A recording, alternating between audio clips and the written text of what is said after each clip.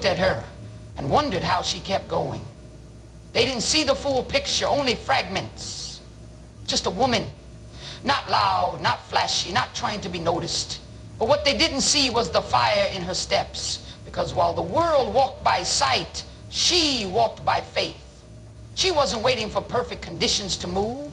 She wasn't waiting for confirmation from people who didn't pray for her in private. She moved when the Spirit whispered. She obeyed when it didn't make sense.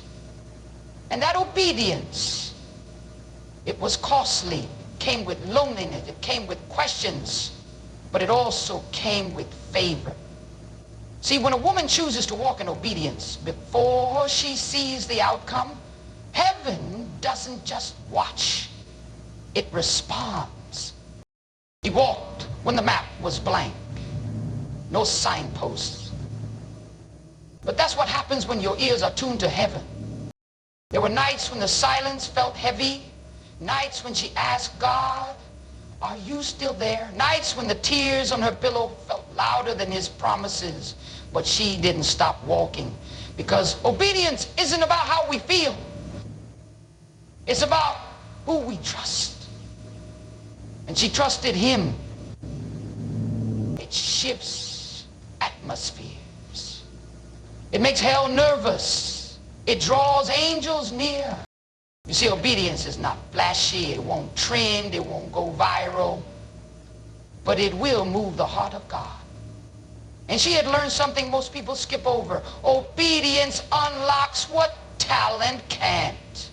It makes doors open that credentials can't. It places you in rooms your resume never qualified you for. Because when heaven sees someone walking in obedience, even through pain, even through confusion, even through fire, it says she wasn't the most qualified.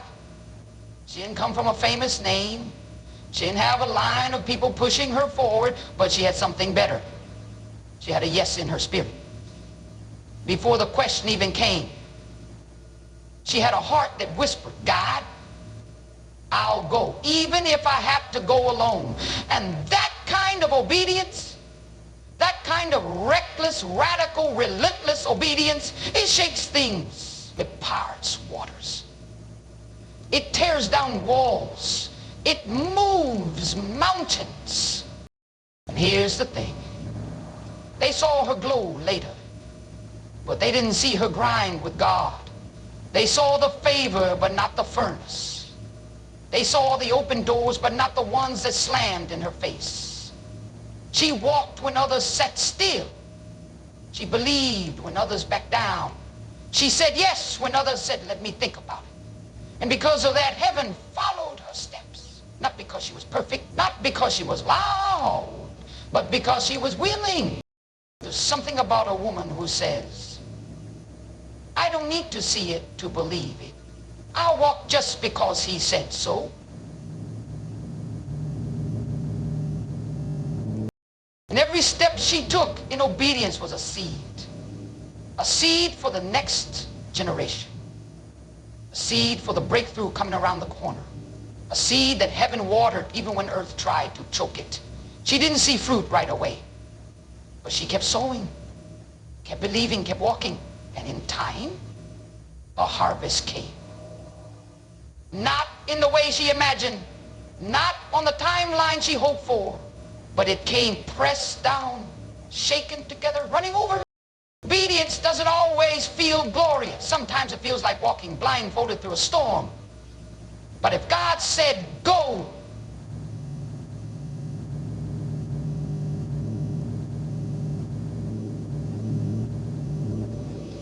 he said, "Stay, you better plant." If he said, "Wait," don't rush it.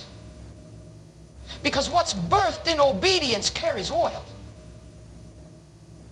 What's built in obedience carries weight.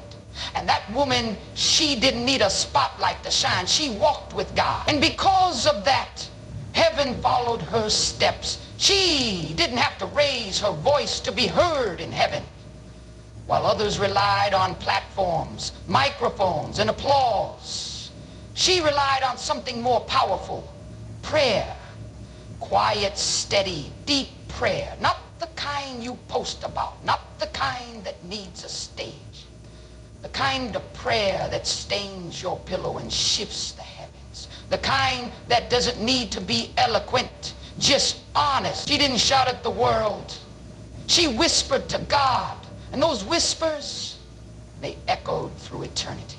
She knew where her strength came from, and it wasn't in how loud she could get, it was in how low she could bow. They didn't know how much time she spent in the secret place.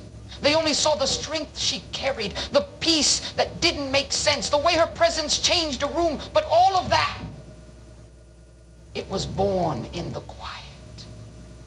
It was born in the stillness, in the moments where she said, God, I don't know what to do, but I trust you. And those words and her surrender had power.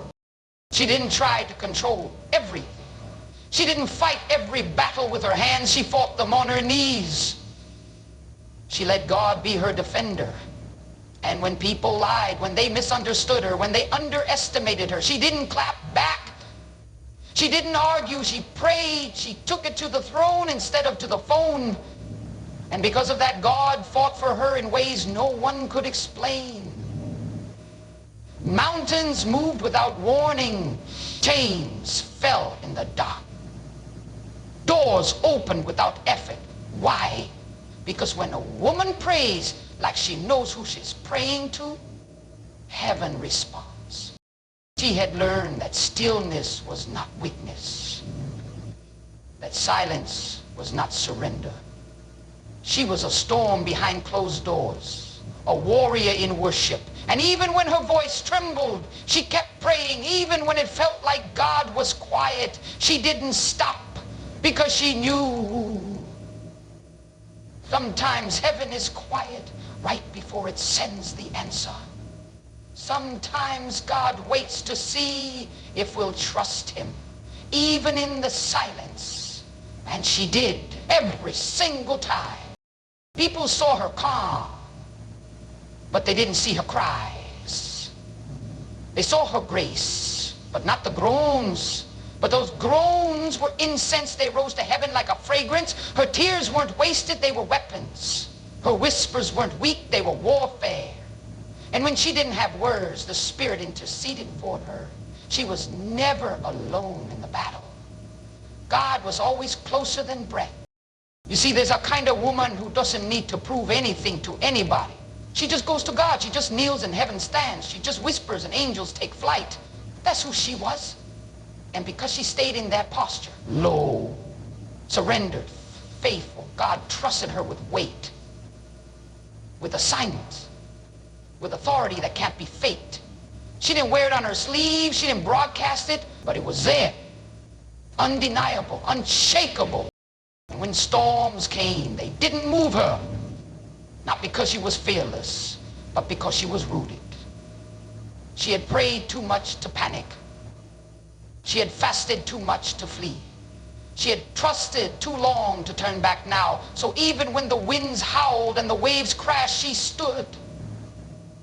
And not just stood, she praised. Right there in the middle of the storm, she lifted her hands and worshiped. Because her strength didn't come from what was around her.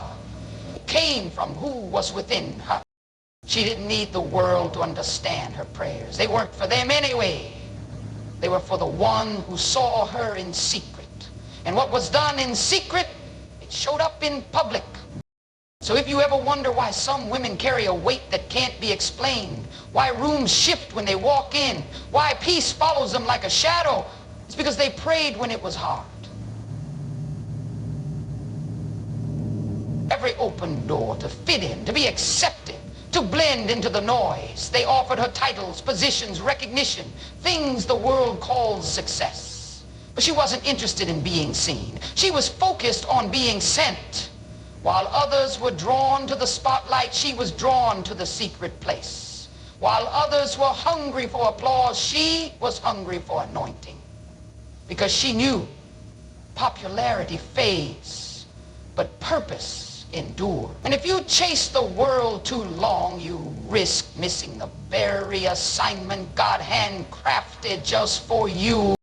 She didn't let the noise drown out the whisper, because God doesn't shout over the chaos. He speaks through stillness, and she had trained her spirit to recognize his voice even when it was quiet, even when it was contrary to what everyone else was doing. That takes courage, real courage, to say no to what looks good so you can say yes to what is God.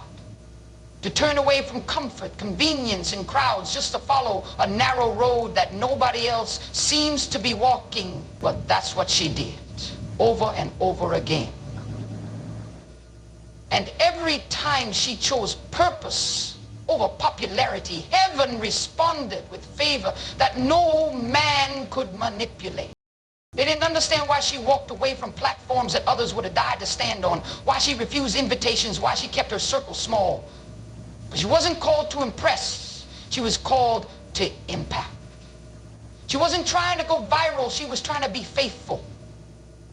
And sometimes faithfulness means walking away from good things so you can walk into God things. It means letting go of the things that stroke your ego so you can hold on to the things that shape your soul.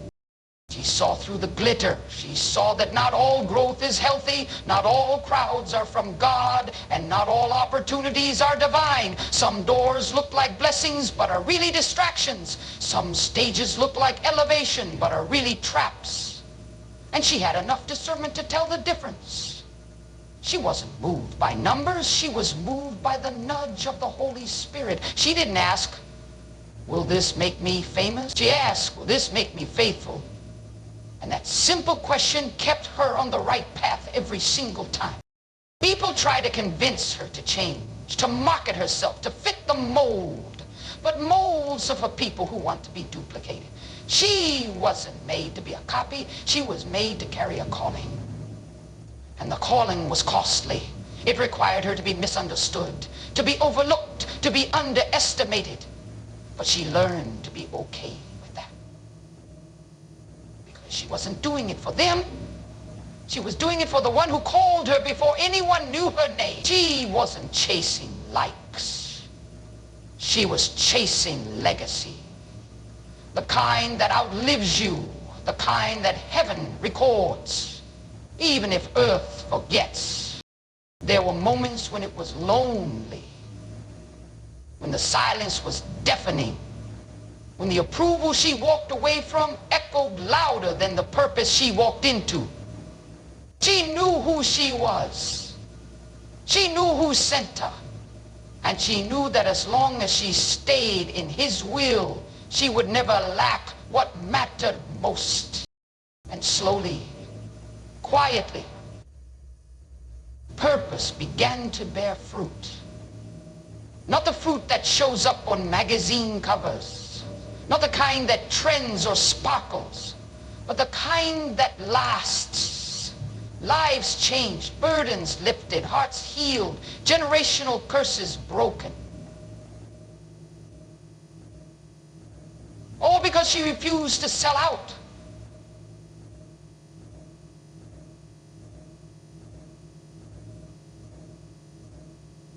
Gentlemen, cold ruin, hold on tight. She didn't need to be known by everyone. She only needed to be known by the one. And because of that, everywhere she walked, she carried heaven with her. Not because she was perfect, but because she was purposeful. Not because she had it all together, but because she refused to be distracted. She had her eyes fixed, her heart open, and her steps ordered. And because she chose purpose over popularity, heaven followed her steps. She didn't rush the process. While others sprinted ahead, chasing timelines and comparing milestones, she stood still, trusting the one who wrote her story long before she ever took her first breath. It wasn't that she didn't feel the pressure. Oh, she felt it. The questions, the glances, the whispers. Why hasn't it happened for her yet? But what they didn't understand was that she had given her timeline back to God. She had released her grip on what she thought life should look like, and surrendered to what God knew it needed to become. And in that surrender, she found peace the world couldn't shake. She watched others bloom early, get promoted, get chosen, get applauded. And sometimes her heart ached, not from envy, but from honest hope deferred. She wondered if maybe she missed something, if maybe she was too late. But deep down, she knew delay is not denial when God's hands are the ones holding the clock.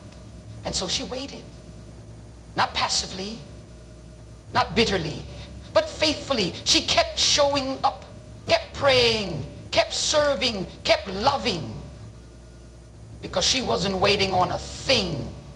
She was waiting on him, and he never shows up empty-handed. See, the world tells you to hustle, to build, to force the door open, but she learned the power of waiting, of trusting that if God promised it, no man can cancel, no delay can destroy, and no shortcut can improve it.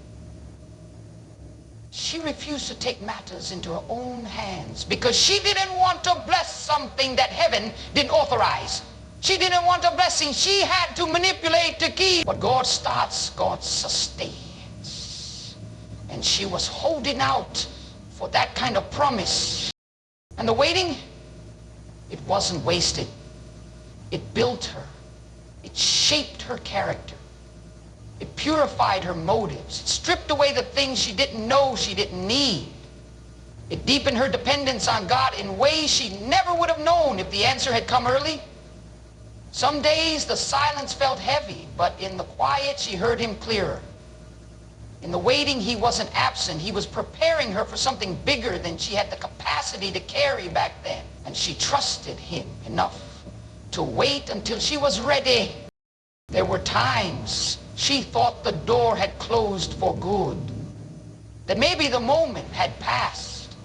But just when it looked like nothing was moving, heaven started stirring. And because she had waited, she was in position, not just physically, but spiritually. Her heart was aligned.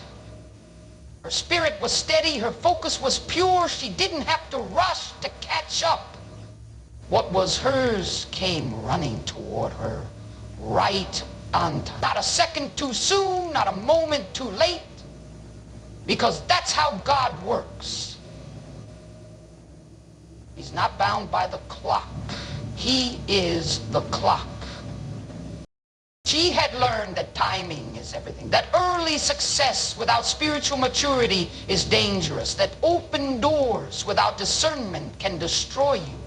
But when God opens a door after he's built you in the quiet, that's a blessing that doesn't break you.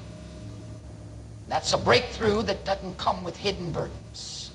And because she waited, people ask how she stayed so calm, how she didn't fall apart in the waiting. And the truth, she did, quietly, behind closed doors. But every tear was worship. Every moment of doubt turned into another opportunity to leaning closer to God. She didn't pretend to be strong. She let God be strong through her. And that made all the difference. So when the breakthrough came, she didn't boast. She didn't scream, finally. She just lifted her hands and said, thank you. Because she knew the weight had changed her. It had purified her dreams. It had drawn her into deeper intimacy with the Father. And what came on the other side of that weight, it was more beautiful than anything she could have forced in her own strength. Not because it was perfect, but because it was promised. And heaven followed her steps, not because she rushed ahead, but because she dared to wait on God's time.